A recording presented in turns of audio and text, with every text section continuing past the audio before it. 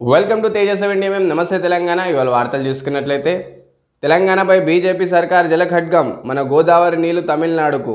ఇక్కడ మనకు స్పష్టంగా చూసుకున్నట్లయితే మేడిగడి ప్రాజెక్టు మనకు FRL 100 మీటర్లు ఉంది. ఇక్కడ నుంచి మనకు డైరెక్ట్ కింది వరకు చూసుకున్నట్లయితే సమ్మక్క సారేజ్ బ్యారేజ్ FRL 83 మీటర్స్ ఉంది. సో ఇప్పుడు దీని మధ్యలో ఈ రెండిట్ల మధ్యలో మనకు వచ్చే కొత్త ప్రాజెక్ట్ కేంద్ర ప్రతిపాదించిన ప్రాజెక్ట్ ఇచ్చంపల్లి ప్రాజెక్ట్. ఇది FRL 87 మీటర్లు ఉంది. దీనివల్ల ఏమవుతుంటే మోస్ట్లీ మన గోదావరి నీళ్లు తమిళనాడుకు వెళ్ళే అవకాశం మనకు కనిపిస్తుంది. తెలంగాణ ఆమోదించకపోయినా ఆమోదించినట్లయినా గోదావరి కావేరి అనుసాధనంతో ప్రమాద ఘటనలు, తమిళనాడులో ఓటు కోసం మోదీ రాజకీయం, తెలంగాణ నీటి ప్రయోజనాలకు శాశ్వత విఘాతం, ఛత్తీస్గఢ్ వాటాను తరలిస్తామంటూ కల్లబోలి మాటలు, కృష్ణా జిల్లాలో కర్ణాటక మహారాష్ట్రకు అదనపు వాటా, గోదావరి మిగులుపై లెక్కను తేల్చిన NWA, మరో జాబిలా పాతిరెడ్డి పాడలా మారనున్న ఇచ్చంపల్లి, భావితరాలకు తీరని అన్యాయాన్ని నిపుణులు ఆందోళన. ఇంటి నుంచి నామినేషన్లు, లోక్సభ ఎన్నికల్లో నోటిఫికేషన్, 25 వరకు నామినేషన్లు స్వీకరణ, కంటెంప్ట్ స్థానానికి ఉప ఎన్నిక, మే 13న పోలింగు,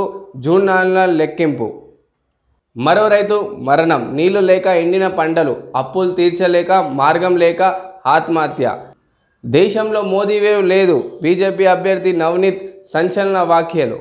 కేంద్రంపై కార్పొరేటర్ నియంత్రణ, మోదీ సర్కార్పై రాకేష్ తికాయత్ ధ్వజం.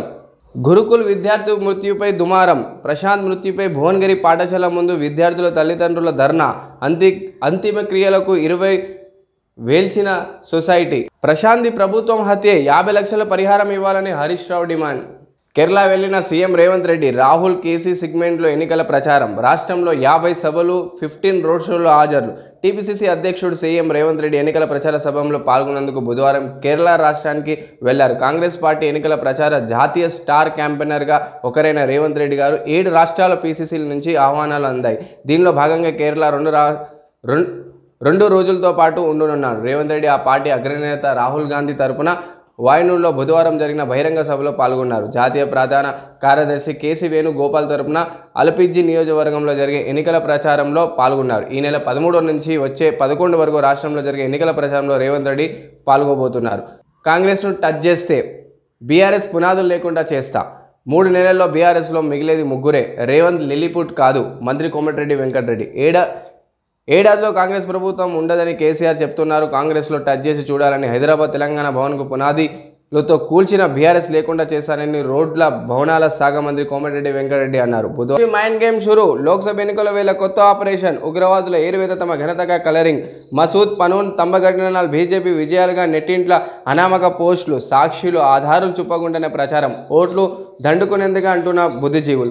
2014 సమయంలో నల్లదెల్ల తీసుకొస్తానని, ప్రతి ఒక్కరు భారతీయుల్లో 15 లక్షల రూపాయలు ఇస్తామని భారతీయ జనతా పార్టీ లోక్సభ ఎన్నికల సమయంలో చాలా వరకు ఓట్లు వేసుకుందని, ఆ 2014 తర్వాత ఏ భారతీయుడికి నల్లధనం తీసుకొచ్చి అతని ఖాతాలో 15 లక్షలు వేయాలని పలువురు నేతలు చెప్పడం జరిగింది. అదేవిధంగా 2019లో పుల్వామా అటాక్ని అడ్డు పెట్టుకొని ఎన్నికలు గెలిచిందని పలువురు నేతలు చెప్తున్నారు. అదేవిధంగా 2024 మరొకసారి Bharatiya Janata party mind game ఆడుతుందని, ఇప్పుడు మరొకసారి ఉగ్రవాదం భారతదేశంలో లేకుండా చేస్తామని చెప్తున్నారు.